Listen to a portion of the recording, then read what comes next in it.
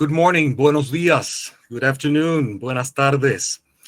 Greetings from Puerto Rico. I am truly honored and humbled by this invitation. And certainly, as our other speakers shared their ideas, I continue to go back to some of the thoughts that I've been confronted with over the past weeks. I am first of all, and most of all, a teacher. I started as a teacher, as a school teacher. And certainly as I moved through higher education, I held several administrative positions. I held several faculty positions as well across the nation, meaning the United States. And eventually I returned to Puerto Rico. Puerto Rico, and you will probably wonder, a small island in the Caribbean, barely 9,000 square kilometers, with a 500-year history of geo-social, political, economic, and educational challenges.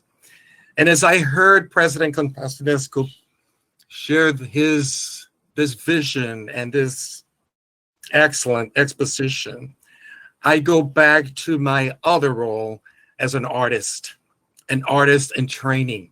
And all of you so far have painted a very rich but very complex picture.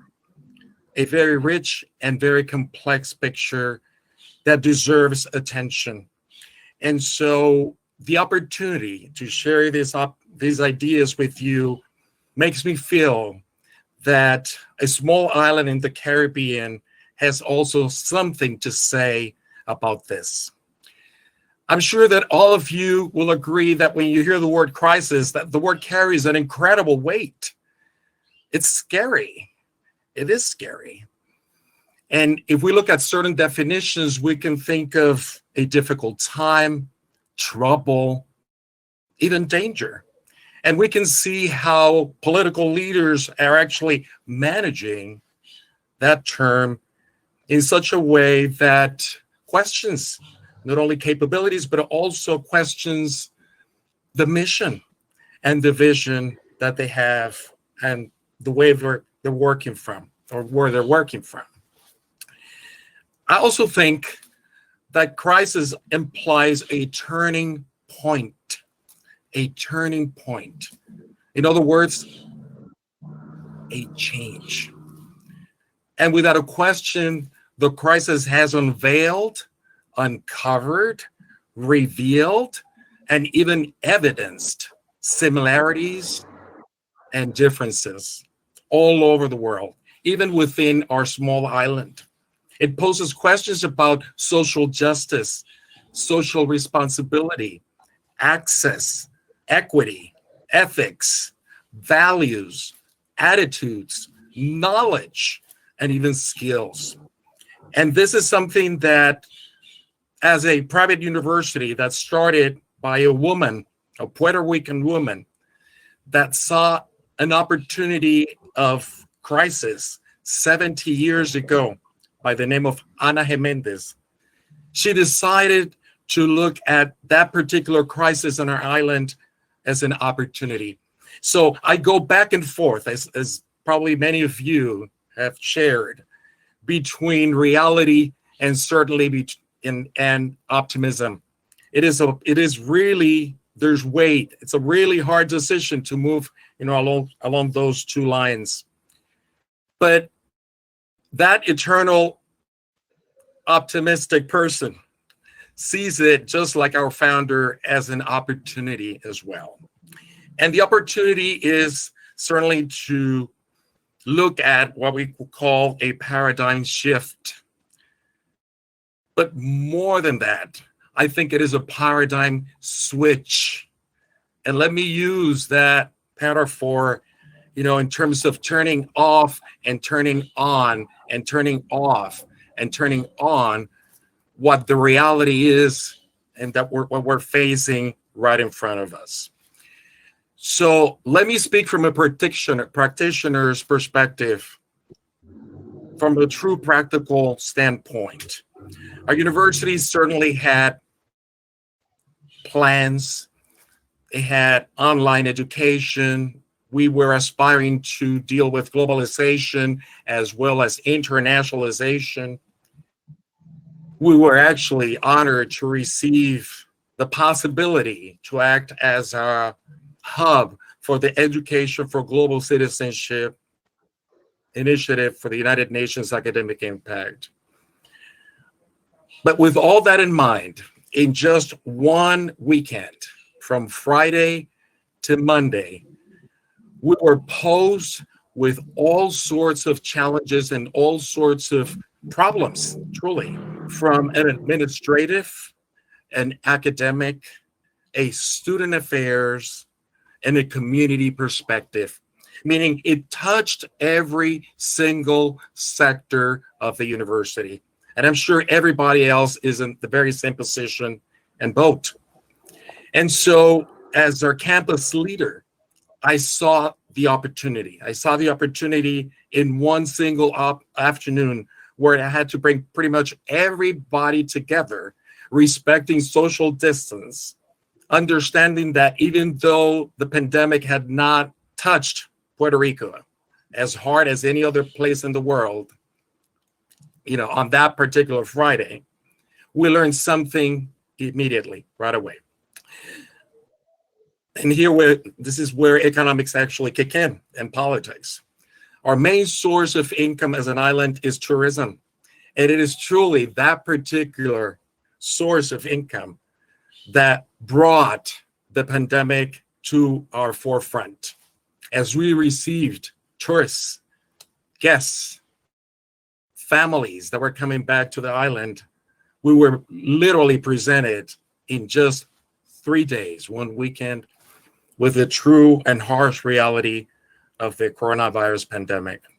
And so allow me to propose, something that helped us on that particular weekend. And first of all, we had to sit and reflect. But that reflection was a very harsh, very rushed, and immediate reflection. We didn't really have a lot of time to sit and think about how to deal with all this and how to understand it. And so we were literally forced to look inward first, to look at where we were then and we had done so far. In 1934, a Puerto Rican essay writer by the name of Antonio Pedreira wrote a fascinating essay titled Insularismo, the insular thinking. And back in 1934, he actually warned us of the dangers of limited, restrictive, insular thinking. And back then, of course, we did not have the internet. We didn't have any of the possibilities regarding technology. And I was quite aware of that. Actually, it was one of the very first essays that I wrote as a student. And that particular book marked my life as a teacher, as a professor, and an administrator. It provoked, literally, the opportunity to look at us first in order to start looking at what was happening outside, around the rest of the world. And made us aware, once again, of the dangers of what I've shared with some of you and what we call the islands of our minds. A rather interesting concept when Pedreira in 1934 was referring strictly to our geographical condition. But that particular concept extends beyond, and it is present today everywhere around the world. And I became aware actually of that particular concept when I actually participated in several conferences around the world. And I shared this idea of insular, restrictive, limited, narrow thinking. And surprisingly, back then, many of my colleagues immediately said, David, I live in a large country. I live in a very powerful country, and there's still many islands within that country. Speaking again to those islands of our minds.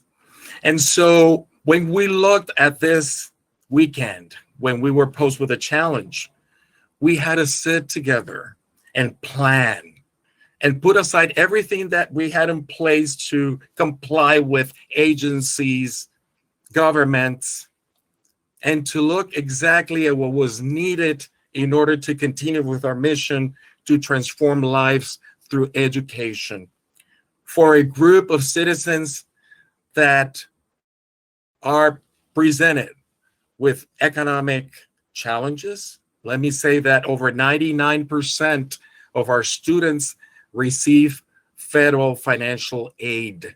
That means that they do not have the capability to pay for their education. And there are many universities around the world and in the United States that are posed with the very same situation. And so we had a plan. And that's where I saw the opportunity to deal with not only with the administrative aspects of the university, but also look at that particular instance from the academic perspective as the opportunity, again, to integrate, to validate the need for education for global citizenship. It is the opportunity, truly, for educators around the world, professors and teachers, to present questions, to challenge students, to truly give them the opportunity to see things not only inward, but also outward. And many writers have actually talked about glocal, as a term of global and local. But certainly I prefer to use, the terms inward and outward. It certainly carries a whole opportunity for everybody in education. And so immediately we sent a message to our professors. Yes, there were challenges regarding access to technology. There were challenges related to connectivity. There were all sorts of challenges. But it is those times when you have to resort to what I will call the main source of transformation, which is the interaction between teacher or educator and student.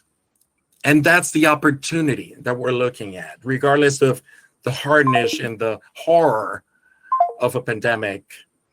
The opportunity certainly to look at those attitudes, at those skills, and certainly the kind of knowledge that it is required now for university graduates. I look back at my own professional and academic preparation, and I've realized that I have to switch. It is the time to switch.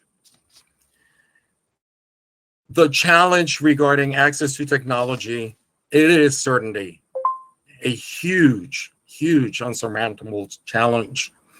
But I think the challenge that we have confronted that has called us to really move in just 3 days was to work with faculty members, work directly with students in order to address, again, the reality.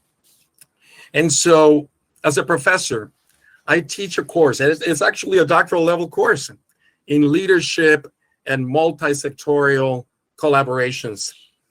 And I know that I'm speaking now to the converts. All of you understand this clearly.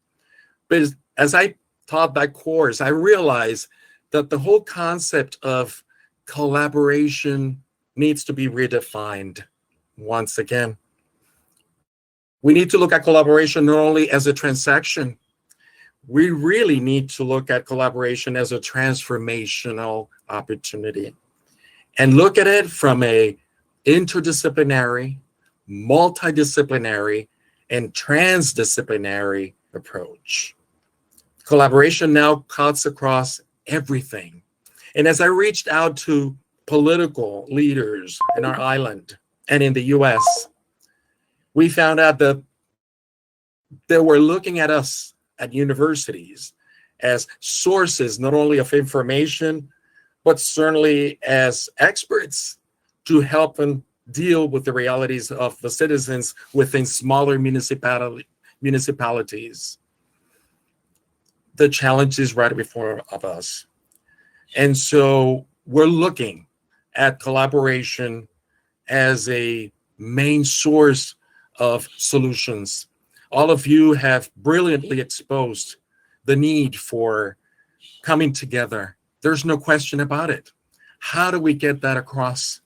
How do we start planting that seed in such a way that not only present generations and future generations understand that and validate that every day? On our campus, I have 5 different generations of students.